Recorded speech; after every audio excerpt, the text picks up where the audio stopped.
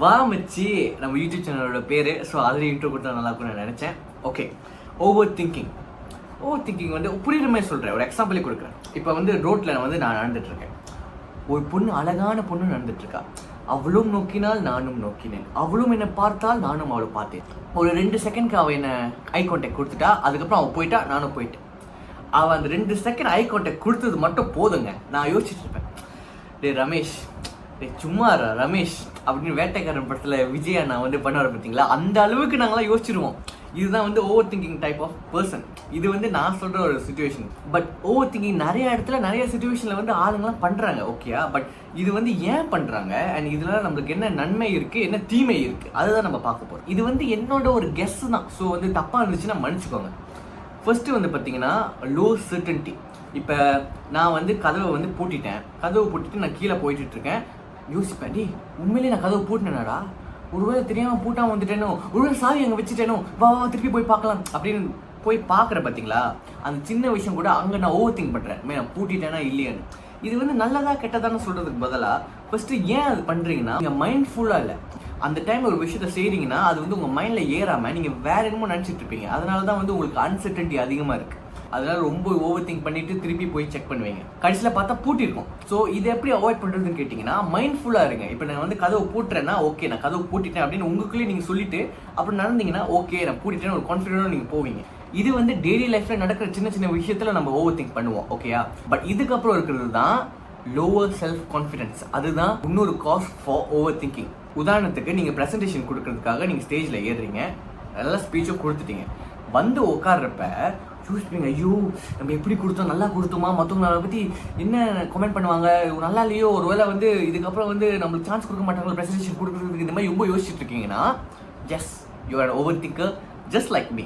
School டைம்ல நான் இப்படி தாங்க, ஒரு ப்ரெசன்டேஷன் கொடுக்கணும்னா 5 நிமிஷம் ப்ரெசன்டேஷனுக்கு 30 நிமிஷம் ப்ரிப்பேர் பண்ணி கடைசியில் 2 நிமிஷம் தான் பேசுவேன், உளறி வச்சிருப்பேன். அதெல்லாம் வந்து லைக் இதுக்கப்புறம் ப்ரெசன்டேஷன் பண்ணுறதுக்கு பயமாக இருக்குடா அப்படின்னு வேணான்னு வந்திருக்கேன்.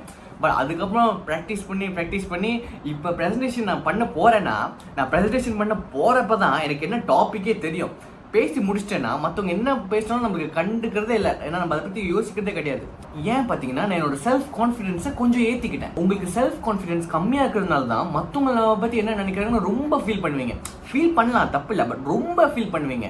இந்த மாதிரி ஆட்கள்லாம் ஈஸியாக மெனிப்புலேட் ஆயிடுவாங்க. எப்படின்னா, ரொம்ப ஈஸி. இந்த உலகம் உங்களை பற்றி தப்பாக ஏதாவது சொன்னால் மட்டும் போதும், அதை நீங்கள் 1 வாரம் 2 வாரம் 1 மாதம் 1 வருஷத்தை பற்றி யோசிச்சுக்கிட்டே இருப்பீங்க. ஏன் கல்யாணம் ஆகி குழந்தை பெற்றாலும் அந்த குழந்தைகிட்ட கதை சொல்லுவீங்க. அவ்வளோதான், கொஞ்சம் தான் தப்பாக சொல்லிட்டாலே போதும், அப்படியே ஐயோ என்னடா இப்படி சொல்லிட்டாங்களே அப்படின்னு நீங்கள் உங்களே போட்டு யோசிச்சுக்கிட்டு டிப்ரெஷனில் போய் ரொம்ப இது பண்ணிடுவீங்க.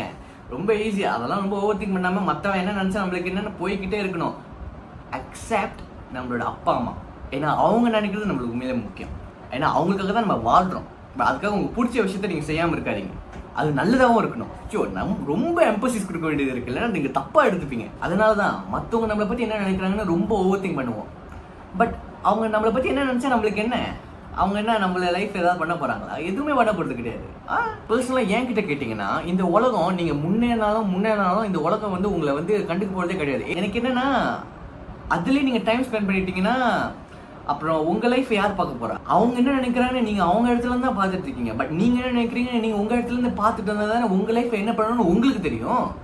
என்னடா கடைசியில் அட்வைஸ் கொடுக்குற அளவுக்கு வந்துட்டீங்களேடா. ஜஸ்ட் சொல்கிறேன், அட்வைஸாக தான் இருக்குது இந்த வீடியோ ஃபுல்லாக. கடைசி ரீசன் ஏன் நீங்கள் ஓவர் திங்க் பண்ணுறீங்கன்னா, நீங்கள் ஒரு ஜீனியஸ் என்ன மாதிரி. சும்மா சொன்னேன். எப்படின்னா, சின்ன விஷயத்த நான் யோசிப்போன்னு சொல்லிட்டேன். பட் இது வந்து லைக் தேவையே இல்லை, பட் நம்ம அதை பற்றி யோசிப்போம். ரொம்ப ஈஸியாக உங்களுக்கு எக்ஸாம்பிள் கொடுக்கணும்னா, இப்போ வந்து டீச்சர் வந்து கிளாஸ்க்கு லேட்டாக வராங்க. நான் வந்து யோசிப்பேன், ஏன்னா டீச்சர் கிளாஸ் லேட்டாக வராங்க, ஒருவேளை வந்து டெஸ்ட் பேப்பர் இப்போ தான் மார்க் பண்ணிட்டு இருக்காங்களோ, அதனால லேட்டாக வந்துட்டாங்களோ, ஒருவேளை வந்து லேட்டாக தூங்கிட்டாங்களா, இல்லை என்ன நடக்குது, ஐயோ பயமாக இருக்கு, என்னடா டீச்சர் நம்ம மாதிரி பார்க்குறாங்க, ஒரு மாதிரி எதுவுமே நடக்குதோ. இது வந்து மோஸ்ட்லி பாசிட்டிவ் திங்கிங்காக இருக்கிறத விட எனக்கு நான் இந்த மாதிரி ஓவர் திங்க் பண்ணுறப்போ ரொம்ப நெகட்டிவாக தான் நான் யோசிச்சுட்டு இருந்திருக்கேன். இது வந்து நல்லதா கெட்டதான்னு கேட்டிங்கன்னா, உண்மையிலே நல்லது. Only if you use it at a proper field. ஏன்னு கேட்டிங்கன்னா, நீங்கள் சின்ன விஷயத்துக்கு நீங்கள் அட்டென்ஷன் டு டீட்டெயில் கொடுக்குறீங்க. இது வந்து எல்லாருக்கும் கிடையாது. நம்ம இது கொடுக்குறப்ப மற்றவங்க நம்ம கலாய்ப்பாங்க, என்னடா இதெல்லாம் போட்டு ரொம்ப யோசிச்சுட்டு இருக்கேன், என்னடா ஆராய்ச்சி பண்ணிட்டு இருக்கேன், இந்த மாதிரிலாம் கலாய்ப்பாங்க.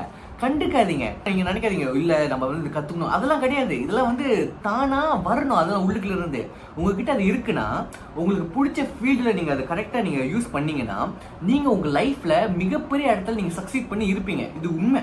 ஆஸ்ட்ரோனமில இருக்கீங்கன்னா ஆஸ்ட்ரோனமில நீங்க சின்ன சின்ன விஷயத்தை நீங்க நல்லா நோட் பண்ணி உங்க மைண்ட்ல இருக்கும். ஸோ ஒரு விஷயத்தை இம்ப்ளிமெண்ட் பண்றப்ப நீங்க டக்குன்னு மைண்ட்ல எடுத்து சொல்லுவீங்க. மற்றவங்களாம் புக்கை ரீஃபர் பண்ணுவானுங்க, பட் நீங்க மைண்ட்ல எடுத்து சொல்லுவீங்க. இந்த மாதிரி விஷயத்துலலாம் நீங்க ஓவர் திங்க் பண்றீங்க, சின்ன சின்ன விஷயத்தை கூட ரொம்ப போட்டு யோசிக்கிறீங்கன்னா குட் கரெக்டாக உங்கள் ஸ்கில்லை கரெக்டான விஷயத்தில் யூஸ் பண்ணுங்க. இந்த வீடியோ அவ்வளோதான். நீங்கள் ஓவர் திங்க் பண்ணுறீங்கன்னா அதுக்கு காரணம் வந்து அன்சர்டனிட்டி குறவாக இருக்குது, உங்கள் மேலே செல்ஃப் கான்ஃபிடன்ஸ் கம்மியாக இருக்கும், இல்லைன்னா நீங்கள் அட்டென்ஷன் டீட்டெயில் கொடுக்குற ஆளாக இருப்பீங்க. அவ்வளவுதான். நல்லதா கெட்டதான்னு கேட்டிங்கன்னா, ஆப்வியஸ்லி மனுஷங்க கிட்ட இருக்கிற மிகப்பெரிய ஆயுதம் என்னன்னா அவங்களோட பிரெயின், மூளை. அதை நீங்கள் நிறையா விட்டு யூஸ் பண்ணுறீங்க. இதில் எப்படி தப்பாக இருக்க முடியும்? ஜஸ்ட் கரெக்டான இடத்துல கரெக்டாக யூஸ் பண்ணுங்க, அவ்வளவுதான். Okay, bye bye. ஓ, நான் கிளாஸ்க்கு லேட் ஆயிடுச்சுங்க.